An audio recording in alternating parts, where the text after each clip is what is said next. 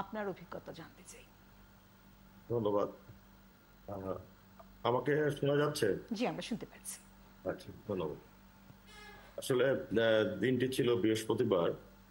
সেদিন আমাদের সংসদ ভবনে একটি জরুরি সংসদীয় কমিটির মিটিং ছিল, সিনিয়র সচিব স্যারের সহ। এবং সেটি শেষ করে আমরা যখন আসি তখনও রাস্তাঘাট মোটামুটি পরিষ্কার। আমরা এসে আমাদের একদম লেট লাঞ্চের মতো অবস্থা। যেটি বলছিলাম যে আহ, যেটি ফারজানা রূপা বলেছেন যে সচিব মহোদয় সেই লাঞ্চও কিন্তু উনি করতে পারেন। লাঞ্চটা সেইভাবেই ছিল, বেশ কিছুদিন ওইভাবেই আছে। এবং আমাদের অভিজ্ঞতাটা একটু অন্যরকম। আমরা প্রথমে দেখলাম 3টার দিকে, সম্ভবত 3টার দিকে আহ পাথর ইত্যাদি ছোড়াছুড়ি হচ্ছে মহাখালী ফ্লাইওভারের ওখানে, দেখা যাচ্ছে। আমাদের এদিকে আসেনি, কিছুই আসেনি। কিন্তু কিছুক্ষণের মধ্যে আমরা দেখতে পাই যে ধোঁয়া, ধোঁয়াটা হচ্ছে মহাখালী ডিডিএম, ওই যে দুর্যোগ ব্যবস্থাপনা অধিদপ্তরে, সেখান থেকে ধোঁয়া বার হচ্ছে। আমরা তো বুঝতে পারছি না যে আর কোথায় ডাটা সেন্টারও তখন মনে হয় আগুন দিয়ে দিয়েছে। এবং কোথায় আগুন দিয়েছে, কিসের আগুন, কিছুই বোঝা যাচ্ছে না, কোনোভাবেই বোঝা যাচ্ছে না। যাই হোক, তা কিছু কিছু লোক আসলো যারা একটু মনে হলো কম বয়সী, বাইরের দিকে কিছু ফটো তারা নষ্ট করলো। তা আমরা এটাকে, তখনও আমাদের চিন্তার ভিতরে ছিল না যে কিছু একটা ঘটবে। আমরা অতিরিক্ত সতর্কতা হিসাবে আমাদের আনসারকে বললাম যে আমাদের গেটটা বন্ধ করে দিতে। এবং আমাদের সিনিয়র সচিব মহোদয়, উনি সুরক্ষা বিভাগে ফোন করেছেন, ফায়ার সার্ভিসে, জননিরাপত্তা বিভাগে ফোন করেছেন, বনানী থানায় ফোন করেছেন, আমরা 999 ফোন করেছি। যেখানে যাদেরকে ফোন করা দরকার সেটি আমরা করেছি। এবং তারা রেসপন্স করলেও তারা মহাখালী এবং বনানী রাস্তাটা এমন ভাবে আটকে দেওয়া ছিল যে পুলিশ বা ফায়ার সার্ভিস কেউ মুভ করতে পারেন। এর মাঝে, এর কিছুক্ষণ পরে, আধা ঘন্টা 1 ঘন্টা, অত 4:30, আমার যত মনে পড়ে 4:15টার দিকে এরকম ঢুকলো, ঢুকে গেটটাকে ভাঙলো। ভাঙছে মানে গেটটা জাস্ট খুলে ফেললো, খুলে আমাদের ওখানে ইট মারা শুরু করলো। এবং কয়েকটা গ্লাস ভাঙলো গাড়ির। তো তখনও আমরা ধরে নিচ্ছি যে 4:30-5টা এরকম টাইমে ধরে নিচ্ছি যে একটু করে হয়তো তারা চলে। তখনও আমাদের মাথায় আসলে এরকম আসেনি। বাট আমাদের ছিল যে আমরা সবাইকে ফোন করতেছিলাম, সিনিয়র সচিব স্যার ফোন করতেছিলেন যে এখানে না আসলে আমরা খুব ইনসিকিউর বোধ করছি। আমাদের আনসাররা যতটুকু করা সম্ভব ছিল ততটুকুই করেছে, আমাদের যে আনসার আছে। এর মাঝে এরা কিছুক্ষণ পরে সিনিয়র সচিব স্যারের নেতৃত্বে আমরা দোতলায় চলে আসি। যে আমাদের যদি বেরিয়ে হইতে হয় আমরা আস্তে আস্তে লিফটটা বন্ধ করে দিয়ে আমরা দোতলায় চলে আসি। কিছু কিছু লিফট আবার চালু হচ্ছে। এরপরে দেখা গেল যে কিছু কিছু এমপ্লয়ির মধ্যে কিছুটা প্যানিক চলে আসে। তারা একতলার গ্লাস ভেঙে এক সাইড দিয়ে চলে যায়। এবং আমরা যখন আমার যতদূর মনে পড়ে টাইমটা 5:30, 5:45 এরকম টাইমে আমরা বের হয়ে আমি যখন যাই, আমার দৃশ্যটুকু আমার মনে আছে, যেটা আমি কোনোদিনও ভুলবো না। 5টা গাড়ি তখন জ্বলছে, 5টা গাড়ি জ্বলছে। এবং তখনও আমি বের হওয়ার সময় মনে করতেছিলাম যে এর বেশি মনে হয় আর হবে না, এতটুকুই। হ্যাঁ, তারপরে আমাদের পরপরই হয়তো সচিব স্যার আমাদের পরেই হয়তো বের হয়ে আসেন। কিন্তু ওখানে কেউই কিন্তু তখন আসতে পারেনি, বিভিন্ন জটিলতার কারণে, রাস্তা আটকে দেওয়ার কারণে। এবং জি, কিন্তু দুষ্কৃতকারী কারা ছিল তাদেরকে তো নিশ্চয়ই আপনারা দেখেছেন কাউকে কাউকে। আমরা ওখানে তো, আমরা যখন বেরিয়ে যাই তখন কিন্তু কাউকে আর দেখছি না, তখন আগুন জ্বলছে। জি, আপনার সিসিটিভিতে হয়তো ওরকমই দেখা যাবে। মানে আমরা যখন বেরিয়ে যাই তখন তারা নাশকতা করে চলে গেছে। হ্যাঁ, চলে গেছে মানে একটু দূরে কোথাও আছে আর কি, এরকম হতে পারে। না, আরেকটা জিনিস আছে, আমি হয়তো, আমরা কয়েকজন অফিসার আমরা মহাখালী আমতলির দিকে যাচ্ছিলাম, তখন ওখান থেকে তারা একটা ইশারা দেয় যে না, আপনারা অন্যদিকে যান। মানে আমরা তখন ওই বনানীর দিকে চলে গেছি। স্পষ্ট দেখা যাচ্ছিল কেউ শিক্ষার্থী নয়। জি, আপনি আছেন আমাদের সাথে, সুভাষ সিংহ রায়। আমি কিন্তু ছোট্ট প্রশ্ন করতে পারি? জনাব রাশিদুল হাসান, আপনার বক্তব্য আমরা শুনছিলাম। দেখুন, বুধবার থেকে কিন্তু ছাত্ররা, বৈষম্য বিরোধী ছাত্র আন্দোলন বুধবার থেকে সারা দেশে বাংলা ব্লকেট দিয়েছে। নতুন ধরনের একটি কর্মসূচি ঘোষণা করেছে এবং ওই দিন অনেক মানে আমাদের রক্তক্ষয় হচ্ছে, 6 জন নিহত হয়েছে। তারপরও আপনাদের অফিসে যে পরিমাণ নিরাপত্তা দেওয়ার কথা ছিল সেটার ঘাটতি আমরা দেখতে পাচ্ছি। সেই জন্য কি আপনারা কোনো অনুসন্ধান করেছেন যে কেন? কারণ আমরা দেখেছি বিনা বাধাই ঢুকে গেছে, কোথাও কোনো আনসারকে আমরা দেখি না একটা বাধা দিতে কাউকে, কিংবা গেটে কোনো নিরাপত্তা জোরদার করতে দেখিনি। কারণ সেদিন সকাল থেকে সারা ঢাকা শহরে হাঙ্গামা হচ্ছিল। আমাদের একটা ছোট্ট অফিস, আমাদের অফিসের অনেক দূর থেকে আমরা ব্যারিকেড দিয়ে রেখেছি যাতে কয়েকটা ধাপ ঢুকে যদি সন্ত্রাসী আসে তাও আসে। কারণ আমাদের সামনেও আপনার রোডস অ্যান্ড হাইওয়ের একটা অফিস আছে, আমাদের আশঙ্কা ছিল যে ওখানে হামলা হতে পারে, আমাদের অফিসে আসতে পারে। তো আমরাও এই নিরাপত্তা নিয়েছি। আপনাদের ওখানে নিরাপত্তা বলতে কিছু নেই, আপনারা সবাই মিটিং করতে চলে গেলেন আর এটাকে অরক্ষিত রেখে। কারণ একদিন আগে থেকে সারা দেশে নতুন ধরনের একটা কর্মসূচি পালন শুরু করেছে ছাত্ররা, এবং তারা পরদিন 6 জন লোক মারা গেল, তারপরের দিন আপনার ওখানে হামলা হয়েছে, কিন্তু আপনার তো কোনো ওই রকম নিরাপত্তা ব্যবস্থা ছিল না। এটা কি কারো ব্যর্থতা ছিল? আপনারা আইডেন্টিফাই করেছেন? এটা মনে হয় রাশিদুল হাসানের জন্য খুব উপযুক্ত প্রশ্ন নয়, কারণ তিনি কিন্তু খুব স্পষ্ট করে বলছেন যে তাদের কল্পনাতীত বিষয়গুলো। এখানে ফারজানার উপর কাছে প্রশ্ন রাখতে চাই, নিশ্চয়ই সুভাষ সঙ্গে আপনি যুক্ত করবেন, যে পরিস্থিতির মধ্য দিয়ে আমরা যাচ্ছিলাম সেটি অকল্পনীয় হতেই পারে, তবে আশঙ্কার জায়গাও তো থেকে থাকে, আমরা কেন আসলে প্রেডিক্ট করতে পারলাম না, সেই প্রশ্নটি আমি বারবার আসলে করতে চাই। জি, 3টি গুরুত্বপূর্ণ বিষয় আমার কাছে মনে হয়েছে এবং কাজ চলমান আছে, নিশ্চয়ই আরও আমরা প্রতিবেদন তৈরি করতে পারবো।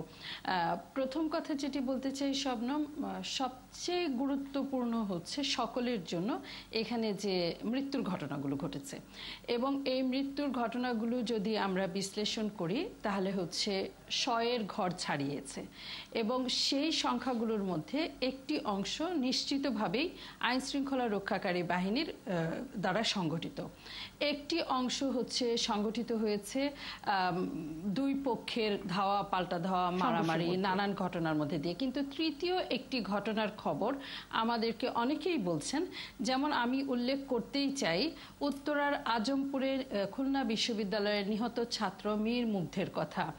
দারুণ মেধাবী সাংগঠনিক একজন তরুণ, তিনি কিন্তু তার ঘণ্টাখানেক আগে থেকে ওখানে যারা তার সতীর্থরা ছিলেন তাদের মধ্যে পানি এবং বিস্কুট বিতরণ করছিল। সেখানে ওই সময়কার অনলাইন পত্রিকা, সামাজিক যোগাযোগ মাধ্যমে মুগ্ধর যারা সহপাঠী পাশাপাশি বসা ছিলেন বন্ধুরা, তাদের যদি ফেসবুক স্ট্যাটাস, সোশ্যাল মিডিয়া মন্তব্য আমরা দেখি, তারা সকলেই লিখেছে যে হঠাৎ করে একটা গুলি এসে মুগ্ধের মাথায় লাগলো এবং সে লুটিয়ে পড়লো। এখানে খুব গুরুত্বপূর্ণ আমি বলবো, এই ঘটনার ঘন্টা 2 আগে দেওয়া সোশ্যাল মিডিয়ায় মীর মুগ্ধের স্ট্যাটাস, আমি এটি একটু পড়ে শোনাই। আমার ধারণা অনেকেরই হচ্ছে চিন্তা ভাবনা এবং এই ঘটনা বোঝার জন্য হয়তো একটি যুক্ততা হতে পারে। মীর মুগ্ধ লিখেছিলেন যে জামাত শিবির ছাত্র দলের উদ্দেশ্যে কিছু কথা। ছাত্র আন্দোলনে ঢুকে ছাত্র আন্দোলনটাকে রাজনৈতিক দলের আন্দোলন বানাবেন না। হ্যাডম থাকলে আগেই আসতেন আপনারা। সুযোগ সন্ধানী আচরণ করে এই আন্দোলনের উদ্দেশ্য নষ্ট করবেন না, জাত চেনাবেন না। আপনি যদি ছাত্র হন তবে ছাত্র হয়ে আসুন। আরও এরপর 2টি লাইন আছে। মুগ্ধের এই স্ট্যাটাসটি ঘন্টা 2-এর মধ্যে ভাইরাল হয়ে যায়। 200-র বেশি শেয়ার আমরা দেখতে পাই, অসংখ্য কমেন্ট, এবং এটার আগে পরে আন্দোলনকারীরা কিন্তু বক্তব্য রেখেছে। এই একই সময়ে যদি খেয়াল করেন, যে সময়টার কথা জনাব মামুন আবদুল্লাহ বলছিলেন, যে আলোচনার ডাক দিল ছাত্রদের একটি অংশ, খুব কম সময়ের মধ্যে, আমি সময়ের হিসাবটা এখনো পরিষ্কার করে উঠতে পারিনি, তবে 1.5 ঘন্টারও কম সময়ের মধ্যে আইনমন্ত্রী ঘোষণা দিলেন আলোচনা হবে। এই সময়টার মধ্যে অনেকগুলো হত্যাকাণ্ড ঘটেছে। আমরা চারপাশে যাদের সাথে কাজ করছি তারা বলছেন, আমি বাড্ডার অংশে বলতে পারি, মিরপুরের কথা উল্লেখ করতে পারি, আজমপুরের কথা উল্লেখ করতে পারি, যেখানে সাধারণ অনেক মানুষ আমাদেরকে বলছেন যারা গুলি করছিল এমন অনেক মানুষকে চিনি নাই, মনে হচ্ছিল তারা তাদের ব্যক্তিগত শত্রুর প্রতি প্রতিশোধ নিচ্ছে। আরেকটি খুব গুরুত্বপূর্ণ ঘটনা আমাদের কাছে মনে হচ্ছে, নরসিংদীর ঘটনাটি আমরা অনুসন্ধান করা শুরু করেছি। নরসিংদীর মানুষের একটি সাধারণ বক্তব্য হচ্ছে, এই মানুষগুলাকে আগে কখনো দেখি নাই। আমার ধারণা এইটার উত্তরটা খুব গুরুত্বপূর্ণ। আরেকটা লাইন বলে শেষ করব, সেটি হচ্ছে যে ঢাকায় যে কয়টি জায়গায় ধরে ধরে নাশকতা বর্বরতার ঘটনা ঘটেছে, প্রত্যেকটি জায়গায় আমরা দেখেছি এই একই রকম গ্রুপ, হয়তো একই ব্যক্তি না, এবং সেখানে মুখ ঢাকা 3 থেকে 4 জন যারা তুলনামূলকভাবে সিনিয়র, তাদেরকে আমরা দেখেছি এরকম ভাবে আগুনটি এগিয়ে দিতে, গেটটি ভাঙতে, টানা, মানে এই যে ইন্সপাইরেশনটা জারি রাখতে এবং শেষ মুহূর্ত পর্যন্ত চূড়ান্ত ধ্বংসটা নিশ্চিত করতে। জি, সুভাষিনী রায়। আসলে আমার প্রশ্ন করার কিছু নেই, কারণ চোখের সামনে সব দেখেছি। জি। এবং ফারজানা রূপাকে অসংখ্য ধন্যবাদ, কারণ বাংলাদেশের শান্তিপ্রিয় মানুষ কিন্তু অনেক কিছু জানতেন না, এইগুলো তদন্তে খুব গুরুত্বপূর্ণ ভূমিকা রাখবে। এবং এই তো 80 দশকের প্রথম থেকেই রাজনীতি, আন্দোলন, সংগ্রাম এগুলো তোর মধ্যে বসবাস করেছি। কখনো কল্পনাও করিনি যে ফায়ার ব্রিগেডের গাড়ি কেউ আগুন জ্বালিয়ে দিবে। এবং যেটা ফারজানা রূপা বলছিলেন যে নিশ্চিত না হওয়া পর্যন্ত, ধ্বংস নিশ্চিত না হওয়া পর্যন্ত তারা কিন্তু ওখান থেকে সরেনি। নিরাপত্তার ব্যাপারে আমরা একটু উদাসীন ছিলাম, কারণ এরকম গুরুত্বপূর্ণ স্থাপনায় অনেক আমাদের ভাবনা চিন্তা করবা উচিত ছিল। নিশ্চয়ই আমাদের হুঁশ এখন ফিরে এসেছে, কিন্তু আমাদের ক্ষতি অনেক হয়ে গেছে। রাশেদুল হাসান যে কথাগুলো বলছিলেন সে তো সব বর্ণনা এখন করতে পারবেন না, সময়ও এরকম নাই। আর একটা বিষয় যে এরকম একটি দুর্ভাগ্যজনক ঘটনার পরে যে আশপাশের শান্তিকামী মানুষ কিংবা যারা প্রতিরোধ করবার কথা ছিল তারা কিন্তু এগিয়ে আসে নাই, এটা তো আমাদের দুর্ভাগ্য। এবং এই সময় কিন্তু অনেকে পাওয়া যায় না। অনেক বিপ্লবীদের আমরা চিনি এই মহাখালীর আশেপাশে, নানান রকম বক্তব্য সবসময় দেয়, কিন্তু আমরা দেখতে পাইনি। গুরুত্বপূর্ণ যে বিষয়টি যেটা এই তদন্তে উদ্ঘাটিত হচ্ছে, বিশেষ করে ফারজানা রূপার যে এই প্রতিবেদন, এটা আমাদের চোখ খুলে দেবে এবং আমাদের দুর্বলতা কোথায় এটা দেখিয়ে দিচ্ছে। নিশ্চয়ই আগামীকাল পরশু আরও বেশি উদ্ঘাটিত হবে, কেননা এই যে সংঘবদ্ধ যে ষড়যন্ত্রে কালো মাকড়সার জাল বিস্তার, এটার পরিকল্পনাকারী, অর্থদাতা, এগুলো সমস্ত উদ্ঘাটিত হবে, কোনো কিছু বাদ যাবে না। কিন্তু এই যে সেতু ভবন টার্গেটটা যে হতে পারে, এটা আমাদের সবার জানা উচিত ছিল। কারণ এই পদ্মা সেতু নিয়ে, কেন একদিনে 100টা সেতু উদ্বোধন, শুধু পদ্মা সেতু নয়, 100টা মহাসড়ক উদ্বোধন, এটা বাংলাদেশের একটি অনন্য সাধারণ ঘটনা। মাননীয় প্রধানমন্ত্রী শেখ হাসিনা এই যাত্রাকে একবার সুগঠিত করেছে। এবং পদ্মা সেতু নিয়ে যে পরিমাণ ষড়যন্ত্র হয়েছে বাংলাদেশ হয়েছে, এবং সেই ষড়যন্ত্র কিন্তু এখন অব্যাহত রয়েছে। আমি একটা কথা খুব পরিষ্কার করে বলি যে 2008 সালে নির্বাচনের মধ্য দিয়ে মাননীয় প্রধানমন্ত্রী যখন দেশ পরিচালনার দায়িত্ব নেন, খুব কম সময়ের মধ্যে পিলখানার হত্যাকাণ্ড হয়েছিল। কি ভয়াবহ ষড়যন্ত্রটা হয়েছিল আমরা দেখেছি। এগুলো অধিক বাক বিস্তার করার কোনো সুযোগ নেই, কিন্তু মানুষের উপলব্ধিতে, কেননা 7ই মার্চে বঙ্গবন্ধু শেখ মুজিব 1971 সালে বলেছিল বাঙালিরা বুঝে শুনে কাজ করবেন। এই কথাটা যেন আমরা মনে রাখি, কেননা আমরা অনেকের মধ্যে বিভ্রান্তির জাল বিস্তার করতে দেখেছি। এবং 14 তারিখে আটলান্টিক মহাসাগরের ওপার থেকে বলে দেওয়া হলো 2 জন হত্যা করা হয়েছে। এগুলো সব কিন্তু এক ষড়যন্ত্রের সূত্রে গাথা। এখন যারা এখন বলবেন যে এটা স্বতঃস্ফূর্ত অংশগ্রহণ, মীর মুগ্ধের কথা চমৎকার করে উপস্থাপন করেছেন। আমি মুগ্ধর স্ট্যাটাসটা দেখেছি, এবং একেবারে খুনি ঘাতকদের দল যারা রক কাটার জন্ম দিয়েছে বাংলাদেশে, সেই দলটি যে হত্যা করেছে এটা তো দিবালোকের মতো স্পষ্ট। এই বিষয়গুলো আজকে মানুষকে বুঝতে হবে, কারণ কারা দেশটাকে ধ্বংস করতে চায়। এই দেশটাকে ধ্বংস করলে জানি না তাদের কি অভিরুচি, তারা দেশের বাইরেও তারা আবুধাবি সহ বিভিন্ন দেশে তারা এই ষড়যন্ত্র করছে, এবং তারা বাংলাদেশকে অকার্যকর করতে চায়। কিন্তু তারা কিন্তু করতে পারবে না, দাবায় রাখা কিন্তু বাংলাদেশকে যাবে না। আমি আবার ধন্যবাদ জানাই ফারজানা রূপাকে। শেষ করবো আমাদের চোখের সামনে এই প্রতিবেদনটি উপস্থাপন করে আমাদেরকে আরো চোখ খুলে দিচ্ছে দেওয়ার জন্য। শেষ করবো আলোচনা, তবে তার আগে ফারজানা রূপা আপনার কাছে আরো একটি বিষয় তুলে ধরতে চাই। আপনি নিশ্চয়ই আপনার অনুসন্ধানী প্রতিবেদনের কাজ চালিয়ে যাবেন, কিন্তু এরকম কিছু তথ্য নিশ্চয়ই আপনার কাছেও পৌঁছেছে।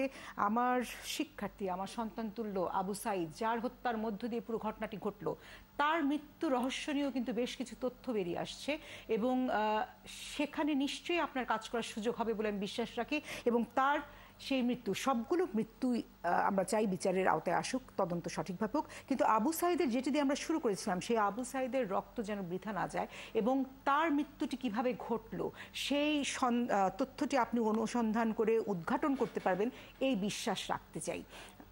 কিন্তু উদ্ঘাটিত হবে নয় শবনম, আমার কাছে যে নামগুলো আছে অনেকগুলো নামই আছে। শাকিল পারভেজ, ফারহান ফায়াজ, শরীফ হাসান, শেখ ফাহিম জাফর, শাহনেওয়াজ ফাহাদ, তাসুফ আল আলম, আমি অনেকগুলো নাম এখানে পড়তে পারি, লম্বা তালিকা আছে। আমরা নিশ্চিতভাবে মনে করি যে আমরা সাংবাদিক হিসেবে আমাদের দায়িত্ব প্রত্যেকটি ঘটনার অনুসন্ধান বের করা, যাবতীয় সীমাবদ্ধতার মধ্যে দিয়ে, এবং সেটাই হচ্ছে সবচেয়ে বড় দায়বদ্ধতা। এবং রাষ্ট্রেরও অনেক বড় দায়িত্ব এখানে, যে কোন বাস্তবতায় কেন পুলিশ গুলি করলো এবং পুলিশের যে গুলি করার অধিকার সেটিই বা কতটুকু আছে, এবং সেই গুলি কি ছিল। কারণ আপনার হেফাজতের সময় আমরা দেখেছি যে এর চেয়ে অনেক বেশি গুলি হয়েছে, আমার নিজের অভিজ্ঞতা, কিন্তু এরকম ভাবে মানুষের মৃত্যু হয়নি। কেন এই মৃত্যুর ঘটনা ঘটলো, এটি অবশ্যই অনুসন্ধানের দাবি রাখে, যে কেনই বা যাত্রাবাড়িতে পুলিশকে হত্যা করে মৃতদেহ টানিয়ে রাখা হলো, বা কেনই সেতু ভবন পর্যন্ত পুলিশ পৌঁছাতে পারলো না, বা মীর মুগ্ধ বা ফারহান তারা আসলে কাদের গুলিতে কিভাবে নিহত হলো, এবং বিচার বিভাগীয় তদন্ত কমিশন সব নিশ্চয়ই খুব গুরুত্বপূর্ণ। আপনি যে নাম কটা বলছিলেন তার মধ্যে সামাজিক যোগাযোগ মাধ্যমের বদৌলতে বেশ কিছু নাম আমাদের সবারই পরিচিত। এরা খুবই সম্ভাবনাময়ী তরুণ এবং খুবই ক্রিয়েটিভ, মেধাবীও। তাদেরকে আমরা দেখেছি তারা আমাদের সম্পদ হতে পারত, তারা অকালে চলে গেল। কেন চলে গেল আসলে এটা আমাদেরকে দেখতে হবে। একটি যারা দেশবিরোধী চক্রান্ত করে সবসময় মেধাবীদের তারা আমাদের তাদেরকে হত্যা করতে চায় কিংবা তাদেরকে নিশ্চিহ্ন করার নানা ধরনের পরিকল্পনা করে। তো যেহেতু আমাদের এই এক ঝাঁক মেধাবী তরুণকে আমরা হারালাম এই 3 দিনের সহিংসতায়, আমার মনে হয় এই বিষয়গুলো খুব ভালোভাবে আমাদের দেখা উচিত, এবং আরেকটি প্রাণও যেন ঝরে না পড়ে। তার জন্য যা যা করণীয় আমরা নিশ্চয়ই সব ধরনের প্রতিবন্ধকতা প্রতিরোধ করে তোলার চেষ্টাটি করব। ফারজানা রূপা, অনেক অনেক ধন্যবাদ, কৃতজ্ঞতা। এবং রাশিদুল হাসান, আপনি আমাদের সাথে যুক্ত হয়েছেন, নিশ্চয়ই আপনি এখনো ট্রমাটাইজ অবস্থায় আছেন, কারণ যেই অভিজ্ঞতার মধ্য দিয়ে আপনাকে যেতে হয়েছে, তারপর আপনি যুক্ত হয়েছেন, আপনার কাছে কৃতজ্ঞতা জানাচ্ছি। এই আলোচনা এখানে শেষ করব, নিশ্চয়ই আগামীতেও এই নিয়ে কথা বলতে হবে, তার কারণ প্রতিনিয়তই আশা করছি তথ্যগুলো বেরিয়ে আসবে অনুসন্ধানের মধ্য দিয়ে, এবং তা আমরা জানতে পারবো। একটা বিরতি নেব, বিরতি থেকে ফিরে এসে অন্য আলোচনা। লেফটেন্যান্ট কর্নেল মোহাম্মদ মুনিম ফেরদৌসকে, তিনি পরিচালক আইন ও গণমাধ্যম শাখা, র্যাব। আপনাকে স্বাগত জানাচ্ছি। আপনি আছেন আমাদের বাড়ির স্টুডিওতে, এবং আমরা যে বিষয়ে কথা বলতে চাই তা হচ্ছে গিয়ে এই বিগত দিনগুলোতে যে ঘটনাগুলো ঘটেছে, র্যাবের সাথে যে ঘটনাগুলো ঘটেছে, এবং র্যাব যেভাবে সেটির প্রত্যুত্তর দেওয়ার চেষ্টাটি করেছে সেই জায়গা থেকে, এবং সেখানে বিশ্লেষণটি খুবই জরুরি। নিশ্চয়ই আমার অতিথিরাও যুক্ত হয়ে যাবেন। আমাদের সাথে আছেন লেফটেন্যান্ট কর্নেল মুনিম। আপনার কাছেই শুরুতে আসতে চাই। আমি প্রশ্ন একটি করে আসলে টেবিলেই ছেড়তে চাই, আপনারই প্রশ্ন করবেন। আমার প্রথম এবং প্রধান যে প্রশ্ন, বিগত দিনগুলোতে যে ধরনের নাশকতা, যে ধরনের সহিংসতা এবং প্রাণহানির যে ঘটনাগুলো আমরা দেখলাম, সেটিকে র্যাব কিভাবে বিশ্লেষণ করছে, সেই জায়গা থেকে আমি আপনার কাছে আসলে জানতে চাই বিশ্লেষণটি, সাথে আপনারা নিশ্চয়ই যুক্ত করে দেবেন। সুভাষ সিংহ রায়, মামুন আব্দুল্লাহ, আপনারা অবশ্যই মাঝখানে প্রবেশ করবেন। জি, মুনিমের কথাগুলো শুনি আগে। জি, মুনিম ফেরদৌস। জি, ধন্যবাদ আপনাকে। আমরা আসলে ইতিহাসের কয়েকটি জঘন্যতম দিন অতিবাহিত করলাম বেশ কয়েকদিন ধরে, এবং আপনারা দেখতে পেরেছেন যে অন্যান্য বাহিনীর মতো র্যাব ফোর্সেসও এর বাইরে ছিল না, এবং আমাদেরও পর্যাপ্ত ক্ষয়ক্ষতি হয়েছে। আমাদের একজন সহকর্মী কনস্টেবল অমিত বড়ুয়া, তাকে নৃশংসভাবে তাকে পিকআপের ভিতরে কিভাবে তার মাথায় আঘাত করা হয়েছে, আমরা সবাই সেটা দেখেছি গণমাধ্যমে এবং বিভিন্ন সামাজিক যোগাযোগ মাধ্যমে সেটি প্রচার হয়েছে। আমাদের 13টি গাড়ি এবং অ্যাম্বুলেন্স সহ পোড়ানো এবং ভাঙচুর করা হয়েছে। এবং আমরা দেখেছি আমাদের যে বিশ্লেষণ র্যাব ফোর্সেসের পক্ষ থেকে আমরা দেখতে পেয়েছি যে অনেকগুলি ঘটনাই আমরা ইতিহাসে প্রথমবার দেখলাম। আমরা নরসিংদীর কারাগারের যে ঘটনা, এটি প্রথম দেখলাম ইতিহাসে। আমরা বিটিভি ভবনের যে আক্রমণ, এটাও প্রথম দেখলাম।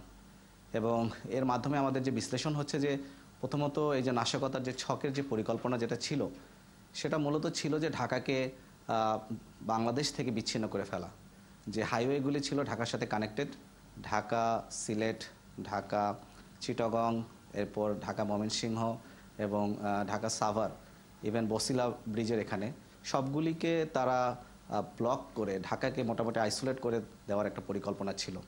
এবং তারা যে সকল স্থানে আক্রমণ করেছে এগুলি মূলত ঢাকাকে সম্পূর্ণ বিশ্ব থেকে বিচ্ছিন্ন করার জন্য।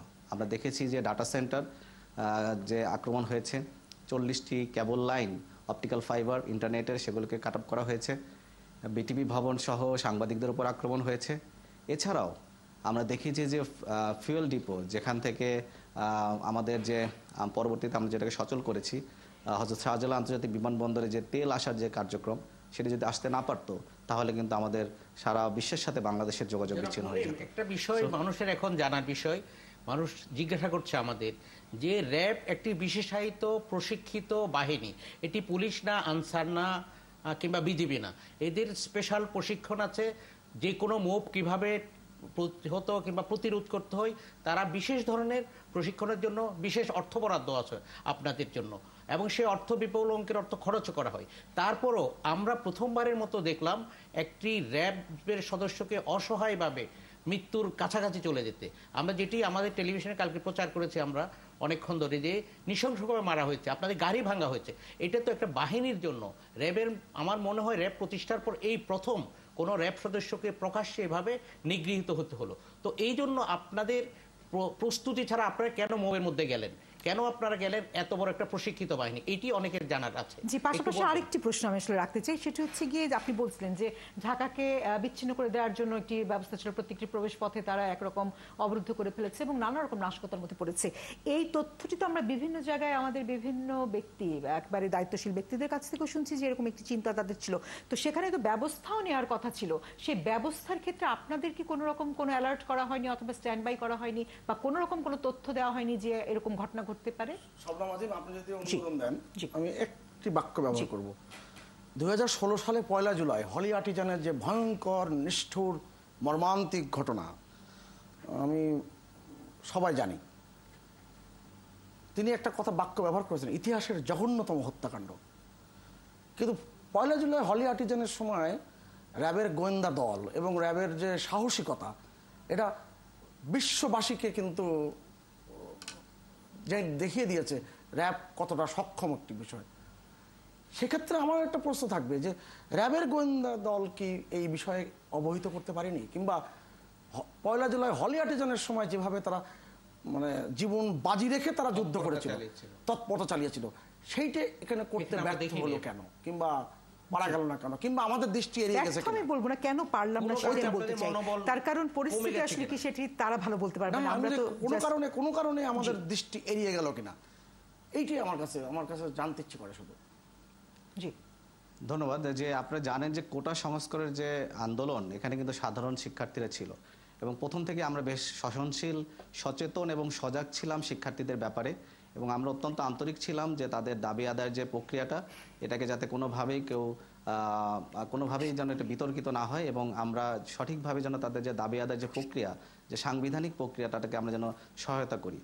এরই আড়ালে আমরা দেখতে পাই, আপনি যেটা বললেন যে আমাদের প্রথম কোনো সদস্যের উপরে আক্রমণ হলো, সে মূলত কিন্তু আমরা যে আইসোলেটলি সে একটা জায়গায় ছিল এবং সেখানে কিন্তু তার উপরে অতর্কিতভাবে আক্রমণ করা হয়, এবং এই ঘটনাগুলি যখন ঘটে এগুলো কিন্তু ঘটনার প্রারম্ভিক বিষয়ের দিকে ছিল। এরপরে কিন্তু আমরা সচেতন হই এবং আমরা সংঘবদ্ধভাবে এই যে তাদের যে প্রক্রিয়াটা, এই প্রক্রিয়াটাকে আমরা বুঝতে পারি, এবং তখন আমরা কিন্তু র্যাবের হেলিকপ্টার টহল থেকে শুরু করে আমাদের যত আভিযানিক প্রক্রিয়া আছে সেগুলোর মাধ্যমে কিন্তু আমরা বর্তমান পরিস্থিতি নিয়ন্ত্রণ আনতে পারি। এখানে আমাদের যে গোয়েন্দার কথা আপনারা বলছেন, গোয়েন্দা প্রক্রিয়া আমাদের সব কিছুই আমাদের নজরে ছিল, কিন্তু ঘটনাটা সামনে থেকে যেভাবে করা হয়েছে, আমি যদি আমাদের হেলিকপ্টার টহলের বিষয়টা আপনাদের সামনে আনি তাহলে দেখব যে যখন তারা রাস্তার বিভিন্ন স্থানে অবস্থান গ্রহণ করছিল, তাদের সামনে কিন্তু তারা মানব ঢাল হিসাবে ছোট ছোট বাচ্চাদেরকে ব্যবহার করেছিল, যেগুলো বিভিন্ন ফুটেজে আমরা দেখতে পাই। 4 বছর থেকে 8 বছর 10 বছর ছোট ছোট বাচ্চাদেরকে তারা সামনে দাঁড় করে দিয়েছিল। সেখানে আমরা যদি সামনাসামনি তাদের সাথে সে আভিযানিক প্রক্রিয়ায় বা সামনাসামনি যাই, তাহলে কিন্তু অনেক ধরনের জানমালের ক্ষয়ক্ষতি হয়, ছোট ছোট বাচ্চাদের ক্ষতি হয়, এবং পারিপার্শ্বিকভাবে যে ক্ষয়ক্ষতি এটা কিন্তু আরও বৃদ্ধি পেয়ে যেত। এই ক্ষতি যাতে না হয় এর জন্যই কিন্তু আমরা হেলিকপ্টার টহলের মাধ্যমে মব কন্ট্রোলের যে নন লিথাল উইপেন ব্যবহার করে এবং গ্যাস গানের, টিয়ার সেল এবং সাউন্ড গানের মাধ্যমে কিন্তু আমরা তাদেরকে বিচ্ছিন্ন করি এবং পরিস্থিতি নিয়ন্ত্রণে আনি যাতে জানমালের ক্ষয়ক্ষতি এড়ানো যায়। এবং এখানে আমরা যথেষ্ট সচেতন ছিলাম, সজাগ ছিলাম শিক্ষার্থীদের ব্যাপারে প্রথম দিক থেকেই। সে কারণেই আমাদের এই প্রক্রিয়াটার মাধ্যমে আমরা কিন্তু জানমালের ক্ষতিকে কমিয়ে আনতে পেরেছি। একটা প্রশ্ন থেকে যায়, মাননীয় প্রধানমন্ত্রী 17ই জুলাই তিনি জাতির উদ্দেশ্যে ভাষণ দিলেন এবং পরিষ্কার তিনি বার্তা দিয়ে দিলেন, এবং এরপরে আমরা সবাই বুঝতে পারলাম দেশবাসী যে কোটা সংস্কারের যে লক্ষ্যটি দাবিগুলো সেগুলো পূরণ হয়ে গেছে এবং এটা খুব পরিষ্কার হয়ে গেল। এরপরে তারা যে ষড়যন্ত্রের ডালপালা নিশ্চিত করলো সেখানে কিন্তু ছাত্ররা একেবারেই অংশ ছিল যারা বুঝতে পারেনি কিংবা জানেনি কিংবা যাদেরকে প্রভোকেশনের মধ্যে নিয়ে আসা হয়েছিল। তারপরে যেই দক্ষতা আমরা দেখার কথা ছিল, কারণ এই র্যাব সদস্যকে নিষ্ঠুরভাবে হত্যা করা হয়েছে প্যানিক তৈরি করবার জন্য। সাংবাদিকদের যে কোনো সাংবাদিকের গাড়ি কিন্তু আক্রমণ করেছে, মানে তারা এই ফুটেজগুলো রাখতে চায়নি, কিংবা দুজন সাংবাদিক নিহত হয়েছে, তিনজন হচ্ছে এবং 50 জন মারাত্মকভাবে আহত হয়েছে। সাথে আমি আরেকটু জুড়ে দিতে চাই যে যখনই নাশকতাগুলো হচ্ছে তখন যেমনটি সুভাষ সিংহ রায় বলার চেষ্টা করছেন যে শিক্ষার্থীরা কিন্তু একরকম আসলে আন্দোলনের মধ্যে নেই বা মাঠে ওইভাবে নেই বলা যেতে পারে, তো তখন কি আসলে রাজনৈতিক ইন্ধনে ঘটনাগুলো ঘটছে এরকম কি আপনাদের মনে হয়? এখানে আমি আরো দুটো বেশি ঘটনা উল্লেখ করতে চাই। যেমন আমরা বিশেষায়িত দল হিসেবে কিন্তু আমরা রাজশাহী বিশ্ববিদ্যালয়ের ভিসি ভাইস চ্যান্সেলর তাকে কিন্তু আমরা উদ্ধার করেছি, আমরা রংপুর বিশ্ববিদ্যালয়ের ভিসি তাকে কিন্তু আমরা উদ্ধার করেছি, এবং এখানে আমরা 2 দিন আগে একটি রাজনৈতিক অঙ্গ সংগঠনের একজন সহসভাপতি মোহাম্মদ কামরুল হাসান তাকে কিন্তু আমরা অ্যারেস্ট করি এবং তার কাছ থেকে আমরা কিন্তু বেশ কিছু তথ্য পাই, যেখানে আমরা দেখতে পাই তিনি একজন ইঞ্জিনিয়ার ছিলেন এবং অ্যাসোসিয়েশন অফ ইঞ্জিনিয়ার্স বাংলাদেশে তিনি সহসভাপতি।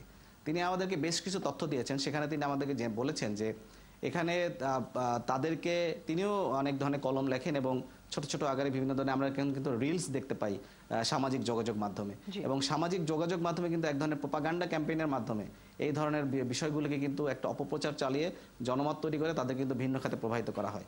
এবং তিনি আমাদেরকে যেটা বলেছেন তার ভাষ্য মতে যে তাদের এরকম শুধু বাংলাদেশে না, বিশ্বের বিভিন্ন দেশে প্রায় 200 থেকে 250 এরকম সামাজিক যোগাযোগ মাধ্যমে যারা অ্যাক্টিভিস্ট তারা থাকেন, এবং আমরা যদি দেখতে, এবং তিনি আমাদেরকে বলেছেন তাদের কাজ হচ্ছে যে আমরা যখন দেখি যে সামাজিক যোগাযোগ মাধ্যম বা বিভিন্ন স্থানে যখন বিভিন্ন ধরনের পজিটিভ নিউজ আমরা যেগুলো দেখি সেখানে কিন্তু এক ধরনের বিতর্কিত মন্তব্য করা থাকে কিছু লোকের কাজই হচ্ছে এটা যে তারা সামাজিক যোগাযোগ মাধ্যমে কিছু পজিটিভ নিউজকে বিতর্কিত করবে এবং বিতর্কিত তথ্যগুলি তারা সেখানে দিব, এবং এর পিছনে একটাই উদ্দেশ্য তাদের যে রাজনৈতিক যে স্বার্থ, যে রাজনৈতিক স্বার্থটা হাসিল করাই তাদের একমাত্র উদ্দেশ্য।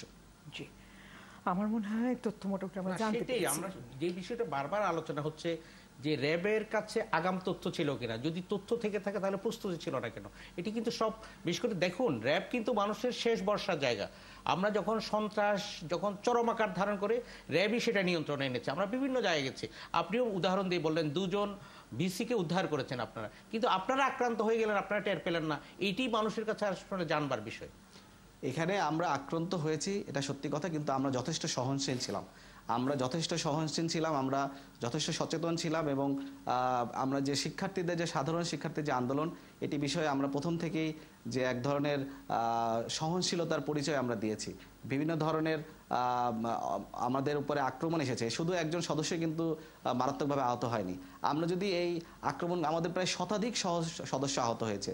আমরা যদি আক্রমণের ধরনগুলি দেখি, আমরা যেমন র্যাব আমাদের হেলিকপ্টার থেকে প্রায় 98টি অভিযানিক হেলিকপ্টার টহলের মাধ্যমে আমরা কিন্তু 97 জনকে উদ্ধার করেছি।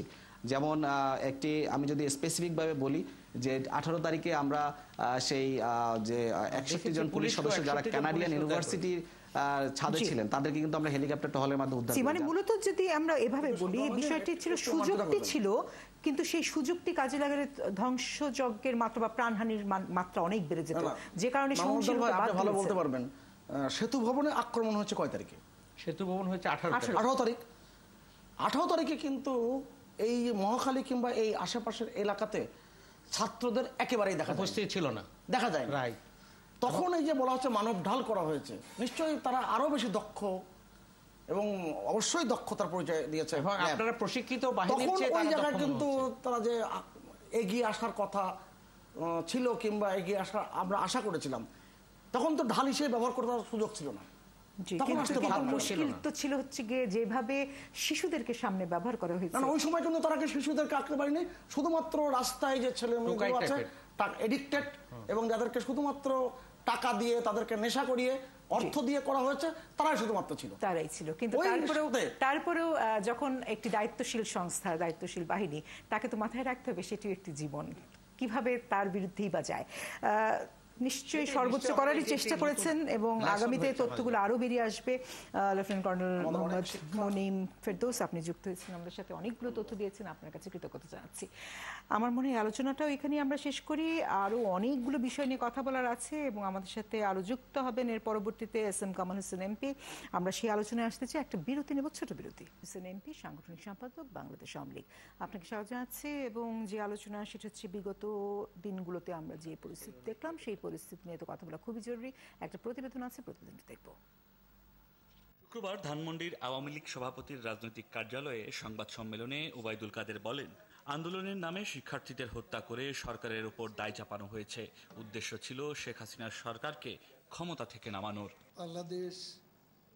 তিনি দাবি করেন, বিএনপি জামায়াতের আত্মঘাতী স্কোয়াড শিক্ষার্থীদের আন্দোলনে প্রবেশ করে তাণ্ডব চালিয়েছে। এসব ঘটনার ভিডিও ছবি বিশ্লেষণ করে সরকার নিশ্চিত হয়েছে প্রতিটি ঘটনায় বিএনপি জামায়াত ও শিবিরের ক্যাডাররা হামলা চালিয়েছে। থলের বিড়াল বের হতে শুরু করেছে। শিক্ষার্থীদের আন্দোলনে ছাত্রদল, শিবির, উগ্র জঙ্গি গোষ্ঠী, তাদের সুইসাইড স্কোয়াড অনুপ্রবেশ করে ঢাকা সহ সারা দেশে তাণ্ডব চালিয়েছে। তিনি বলেন, বরাবর শিক্ষার্থীদের দাবি সমর্থন করে এসেছে সরকার। হত্যা ও ধ্বংসযজ্ঞের দায় বিএনপি জামায়াতের বলেও দাবি করেন ওবায়দুল কাদের। প্রতিটি ঘটনার বিচার বিভাগীয় তদন্ত হবে বলেও জানান তিনি। পত্রপত্রিকা 200 মতো বা 200 একটু বেশি, তো আমরা এটা খোঁজ খবর নিচ্ছি। জানালা দিয়ে বাইরে দৃশ্যপট দেখতে বাচ্চা যখন তাকালো, সে বাচ্চাও বলি মারা। এ ধরনের ঘটনা আরো অনেক ঘটেছে। এগুলো জামাত শিবিরের তাণ্ডব। জামাত শিবিরের তো অস্ত্র ছিল, তারা অস্ত্র কিছু উদ্ধার হয়েছে। হত্যা, ধ্বংস, অগ্নি সন্ত্রাসের দায় সম্পূর্ণভাবে বিএনপি জামাত এবং তাদের দোসরদের। এখনো যারা আন্দোলনের ডাক দিয়ে যাচ্ছে, তাদের উদ্দেশ্য দেশ ও দেশের অর্থনীতিকে ধ্বংসের দিকে নিয়ে যাওয়া বলে দাবি করেন ওবায়দুল কাদের। প্রতিবেদনটি দেখে নিচ্ছিলাম। এস.এম. কামাল হোসেন, আপনি আছেন আমাদের সাথে, আপনাকে ধন্যবাদ জানাচ্ছি, আপনি আমাদের সাথে যুক্ত হয়েছেন। প্রতিবেদনে ওবায়দুল কাদের খুব স্পষ্ট করেই বলছিলেন যে সেখানে জামাত শিবিরের বিষয়টি আছে, বিএনপির বিষয়টি আছে, থলের বিড়াল বেরোতে শুরু করেছে। কিন্তু প্রশ্ন তো এটিতেও উঠে যাচ্ছে যে কারো কারো থলে থেকে তো কিছু বেরিয়ে হলো না। সেক্ষেত্রে এই প্রশ্নটি আসলে রাখতে চাই। আমরা দেখলাম গতদিন আওয়ামী লীগের মোহাম্মদপুর আদাবরের 27টি ইউনিটের যে কমিটি, তাদেরকে ভেঙে দেওয়া হয়েছে। স্বরাষ্ট্রমন্ত্রী গতকাল রংপুরে গিয়েছেন, সেখানে গিয়ে তিনি যথেষ্ট ক্ষোভ প্রকাশ করেছেন এবং সেখানে আওয়ামী লীগকে মাঠে পাওয়া যায়নি সেই দুঃখ তিনি প্রকাশ করেছেন। আজকে বগুড়ায় ঘটনা ঘটছে, বগুড়ায় ধ্বংসযজ্ঞ পর্যন্ত তিনি পৌঁছতেই পারেননি, এত নেতাকর্মী আজকে সেখানে উপস্থিত। অথচ যেদিন নাশকতার ঘটনা ঘটে সেদিন সেখানে তারা ছিলেন না। সেই অভিযোগ আপনাদেরই তৃণমূল পর্যায়ের নেতারা, কর্মীরা করছেন। সমন্বয়ের অভাব বলা হচ্ছে, কিভাবে বিশ্লেষণ করবেন?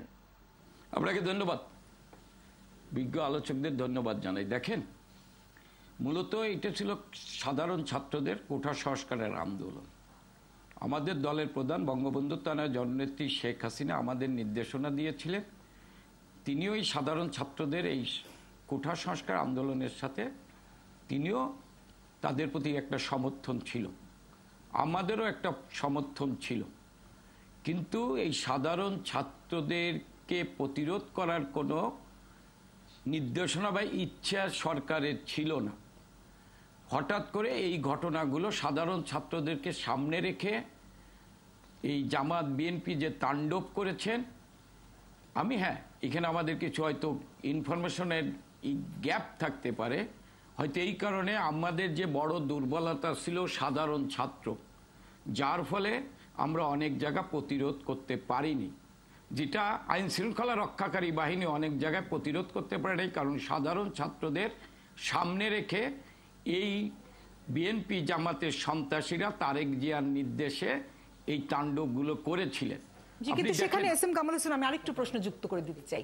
সেটা হচ্ছে গিয়ে যেই রাতে বাংলার মাটিতে, স্বাধীন বাংলার মাটিতে এরকম ন্যাক্কারজনক, হোক সেটি স্যাটার হিসেবে যে স্লোগানটি উঠেছে, সেদিনও কি আমরা আসলে বুঝতে পারিনি পরবর্তীতে কি হতে পারে বা হতে যাচ্ছে? তার কারণ 2013 সালে শাপলা চত্বর তো আমরা দেখেছিলাম, কি থেকে কি হতে পারে একটা ধারণা তো থাকার কথা ছিল। দেখেন, এখানে মামুন ভাই আছে, সুভাষ সিংহ আছেন, এই বিশ্ববিদ্যালয়ের ছাত্র রাজনীতি তারা করেছেন, দেখেছেন।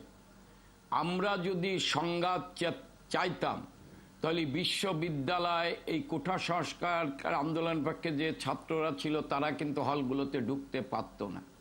আমি একটা দৃষ্টান্ত দিতে চাই।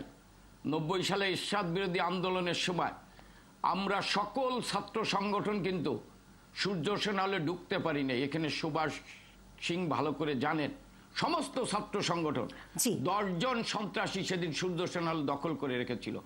ছাত্রলীগকে দিয়ে যদি আমরা হল একেবারেই নয় এস এম কামাল হোসেন, আপনাদের যে সহনশীলতা বা জায়গাটি সেটিকে আমরা অবশ্যই সাধুবাদ জানাবো, কিন্তু আমরা কেন প্রেডিক্ট করতে পারলাম না যে এরকম একটি আন্দোলনের ভিতরে অন্য কেউ ঢুকে যেতে পারে, নাশকতার মাত্রাটি এমন হয়ে যেতে পারে? আওয়ামী লীগ সেদিন কোথায় ছিল? কারণ নির্বাচনের আগে তো আপনারা আমাদের জানমান মালের হেফাজতের দায়িত্ব নিয়েছিলেন। আজকে তাহলে আমরা কেন আপনাদেরকে সাথে পেলাম না? আপনাদেরই নেতা কর্মী অভিযোগ তুলছেন। না, মামুন আব্দুল্লাহ কিছু যুক্ত করবেন? আমি আপনার বলি, আমি ছোট্ট করে বলি, আমরা তো শুনি আপনাদের সবসময় বক্তব্য শুনি।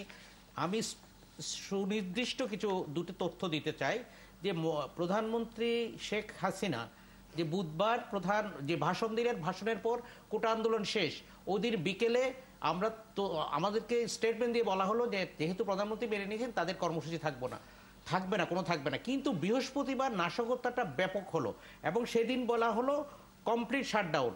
এর আগে তারা কর্মসূচি দিয়েছিল বাংলা ব্লকেট।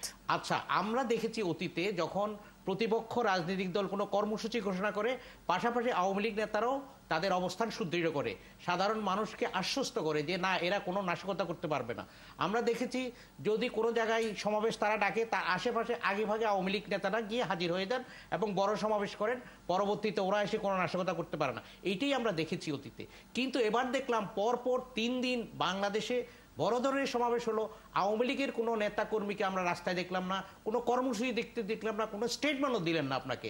আমরা বিভিন্ন জনকে ফোন করে তখন এই সংকটময় মুহূর্তে যা কথা বলতে চেয়েছিলাম, অনেকে বলেছে উনি অসুস্থ, উনি হাসপাতালে, এইরকম কথা আমরা শুনেছি।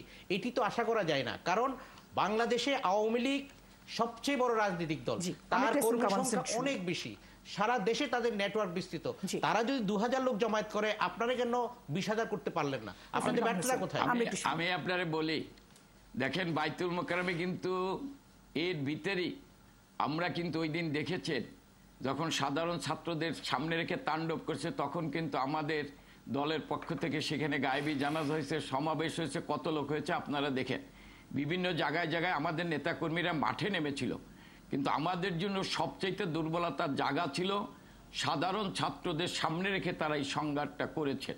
আপনি দেখেছেন পরবর্তীতে তাদের যে মুখ উন্মোচিত হয়েছে। আমি আপনার কয়েকটা ছবি, এই যে দেখেন যেভাবে এইখানে সারা বাংলাদেশ থেকে জামাত, বিএনপি এবং জঙ্গিদের যেমন করে তারেক জিয়া 2001 পর্যন্ত 1 থেকে 6 পর্যন্ত জঙ্গিদের পৃষ্ঠপোষকতা করেছিল, মানুষকে পিটে গাছে ঝুলে রাখিয়েছিল। এবার কিন্তু তারাই আজকে মানুষকে পিটিয়ে গাছে ঝুলিয়ে রেখেছে। এমনকি আইন শৃঙ্খলা রক্ষাকারী বাহিনীর পুলিশের একজন সদস্য একা একা যাচ্ছেন মোটরসাইকেলে, তাকে পিটিয়ে গাছে ঝুলিয়ে রাখিয়েছেন।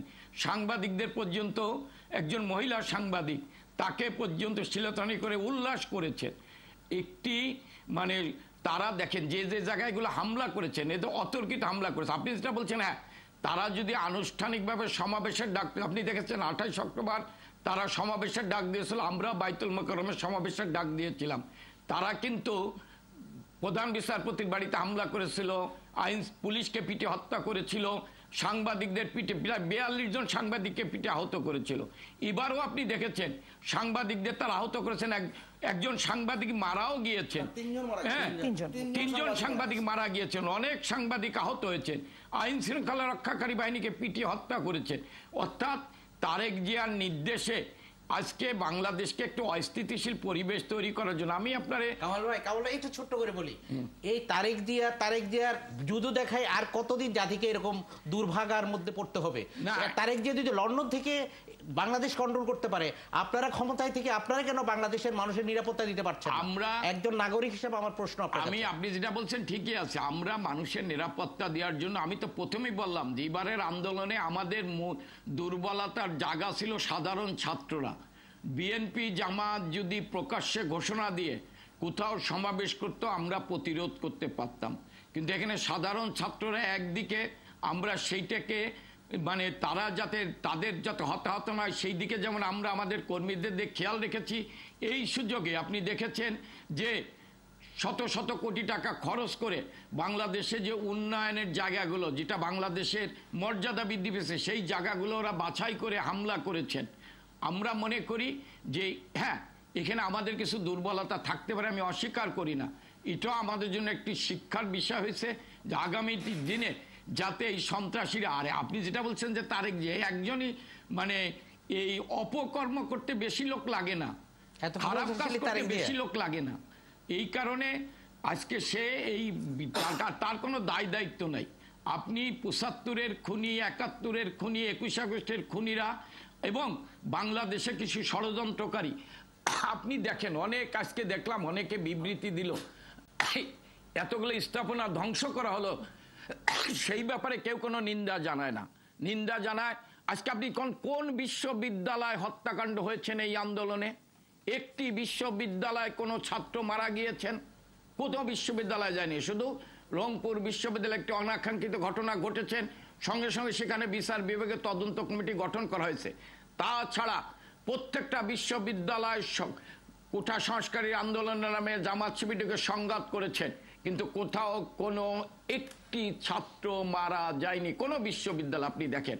অর্থাৎ আমাদের পক্ষ থেকে আমরা এই সাধারণ ছাত্রের গায়ে কোনো দাগ না লাগে, গায়ে কোনো গুলি না লাগে, গায়ে কেউ আহত না হয়, কোনো মায়ের কোল খালি নয়, এই কারণে সরকারের পক্ষ থেকে সবসময়, আমাদের দলের পক্ষ থেকে আমরা সবসময় এইগুলো এই নির্দেশনা দেওয়ার চেষ্টা করেছি, কারণ এই আন্দোলনের মূল দুর্বলতার জায়গা ছিল সাধারণ ছাত্ররা। এস